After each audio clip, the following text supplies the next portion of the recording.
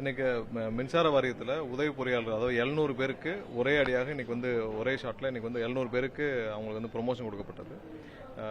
பதவி உயர்வு இதான் முதல் முறையாக மின்சார வாரிய வரலாற்றிலே முதல் முறையாக அவங்க பல ஆண்டுகளாக இதில் நிறைய கோர்ட் ஆர்டர்ஸோட ரொம்ப கடினமான சூழ்நிலை இருந்தது.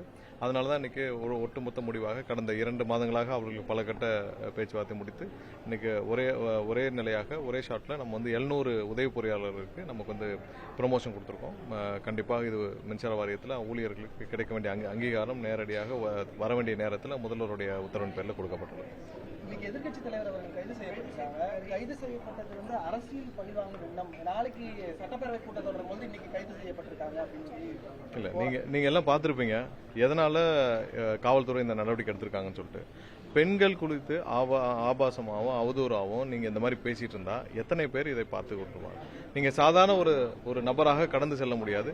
பெண்களுக்கு எதிராக எந்தவித குற்ற சம்பவங்களும் எந்தவித அவதூறு வார்த்தைகளும் எந்தவித தவறான பேச்சுக்களும் என்ன பேசினாலும் இந்த அரசு இந்த காவல்துறை கண்டிப்பாக அவருடைய சட்டப்பூர்வம் என்ன நடவடிக்கை எடுப்பாங்க அதை எடுப்பாங்க. அதுல எந்த மாற்று கருத்தும் கிடையாது.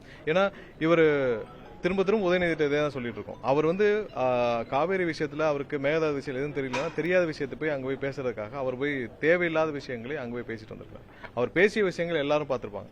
திமுகவினருக்கு எவ்வளவு பேர் இருக்காங்க, அவங்களுடைய வீட்லயே அவர் பேசினதை போட்டு காட்டும்.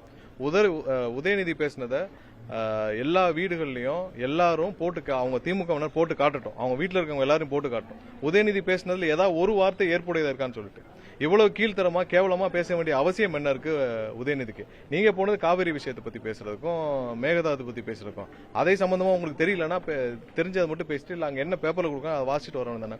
தேவையில்லாமல் அவதூறாக பெண்களை பற்றி ஆபாசமா திமுகவினருக்கு எல்லாருக்கும் இதே வேலை தான்.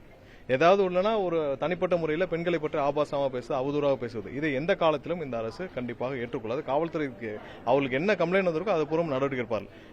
எல்லாரும் அவங்கவுங்க வீட்டில் போட்டு கேட்கட்டும். இது எல்லா வீட்லயும் எல்லாரும் பேசுறாங்க, எல்லார் வீட்லயும் போட்டு கேட்கட்டும். உதயநிதி பேசினதில் ஒரு வார்த்தை ஏற்புடையதற்கா இவ்வளவு கொச்சையாக கேவலமாக அவர் எதிர்க்கட்சி தலைவர் அல்ல, ஒரு எம்எல்ஏ நிக்கிற கூட தகுதி கிடையாது. சட்டசபைக்குள்ள தகுதியே கிடையாது. இவ்வளவு வக்கிரமத்தை மனதில் வச்சுக்கொண்டு இவர்கள் ஆட்சியில் இருந்தப்ப எவ்வளவு வக்கிரமா செயல்பட்டிருப்பாங்க, திரைமறைவில் எவ்வளவு வக்கிரமா செயல்பட்டிருப்பாங்க. நீங்கள் இவ்வளவு வக்கிரத்தை மனதில் வைத்துக்கொண்டு நீங்க எல்லாம் ஆட்சி நடத்திருக்கோ இல்ல இதற்கோ எந்த தகுதி இல்லைன்னா மக்கள் இன்னைக்கு இவ்வளவு பெரிய வெற்றியை முதல்வர் அண்ணன் விஜய் அவர்களுக்கு கொடுத்திருக்காரு.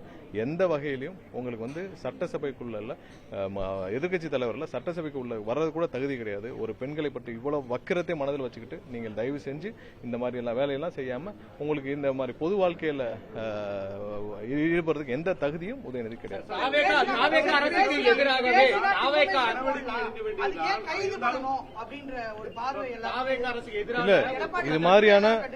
இது மாதிரி பெண்கள் விஷயத்துல இவ்வளவு வக்கிரமாக பொது வழியில் ஒரு சாதாரண நபர் அல்ல, ஒரு எதிர்க்கட்சி தலைவர் பேசும் பொழுது இது எந்த அளவுக்கு பொது வழியில் ஒரு தாக்கத்தை ஏற்படுத்தும், இது எவ்வளவு தூரம் பாதிப்பை ஏற்படுத்தும். பெண்களுக்கு எதிராக கொச்சையாக பொது வழியில் பேசுபவர் யாரா இருந்தாலும் சட்டப்பூர்வமா என்ன நடக்கு அந்த காவல்துறை அவங்களுக்கு கம்ப்ளைண்ட்ல பேச எடுத்துக்காங்க.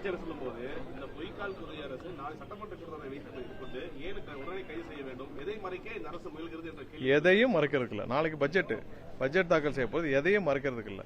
அவர் இன்னைக்கு முந்தைய காலங்களில் அம்மா இருந்தால் என்ன செய்திருப்பாரோ அதே தான் இன்னைக்கு அண்ணன் விஜய் அவர்கள் செஞ்சிருக்காரு. புரட்சித் தலைவரும் எம்ஜிஆர் இருந்தாலும் என்ன நடவடிக்கை எடுத்திருப்பாரோ அதே தான் செஞ்சிருக்காரு. இன்னைக்கு எடப்பாடி இன்னைக்கு பொய்க்கால் குதிரை மாதிரி இன்னைக்கு திமுக பின்னாடி ஒளிஞ்சுக்கிறார். இன்னைக்கு திமுக என்ன பேசணும், திமுக பேசுறதுக்கு முன்னாடி எடப்பாடி பேசுறாரு. இன்னைக்கு எடப்பாடி அவர் உதயநிதி சொன்ன கருத்துல எடப்பாடிக்கு ஏற்புருக்கா? எடப்பாடிக்கு அதுல அவர் சொன்ன கருத்தை ஏற்கிறாரா? அவர் சொன்ன விஷயத்தை ஏற்றுக்கொள்கிறாரா?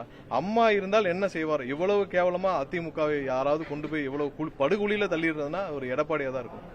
யாராவது இன்னைக்கு ஒரு பெண்களை பற்றி அவதூறாக பேசியது புரட்சி தலைவர் அம்மா பற்றியே உதயநிதி ஒரு காலத்தில் அவதூறாக பேசியிருக்கிறார்.